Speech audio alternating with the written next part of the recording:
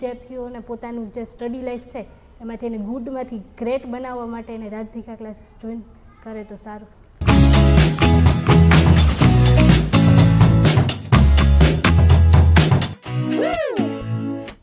Hello friends, તો આજે આપણી સાથે છે 12th ગુજરાતી મીડિયમ આર્ટ્સના સ્ટુડન્ટ નંદનીબા જાડેજા કે જેઓ રાધિકા ક્લાસીસમાં 12th આર્ટ્સ ગુજરાતી મીડિયમ માટે સ્ટડી કર્યું હતું.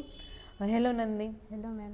હા, તો મને તમને એ પૂછવું છે કે રાધિકા ક્લાસીસને એક વન વર્ડમાં ડિસ્ક્રાઇબ કરવું હોય તો તમે કેવી રીતે કરશો? પહેલાં તો રાધિકા ક્લાસને એક શબ્દમાં કહી શકાય એમ જ નથી, પણ જો હું કહું તો વિદ્યાર્થીઓને સ્ટડી છે તે એક બોજ તરીકે નહીં પણ ઉત્સાહથી શીખવાડવામાં આવે છે અને વિદ્યાર્થીઓની જે વીકનેસ હોય એને જ તેની તાકાત બનાવવામાં આવે છે. જો હું મારી જ વાત કરું તો મને રાઇટિંગની હેબિટ જ નહોતી સાવને, એના લીધે મારા માર્ક સ્કોર નહોતા થઈ શકતા, પણ મેમ ધ્વનિ મેમ અને નીરવ સર જે મને સતત તમે જે લખવાની હેબિટ પાડી છે તેના કારણે મારા માર્ક જે 50-60% આવતા હતા, જે મારે 80-90 સુધી પહોંચી શકી છું, તે હેબિટ તમે જ સુધારી છે. એવી રીતના તેમજ વિદ્યાર્થીઓને પોતાનું જે સ્ટડી લાઈફ છે એમાંથી એને ગુડમાંથી ગ્રેટ બનાવવા માટે એને રાધિકા ક્લાસીસ જોઈન કરે તો સારું.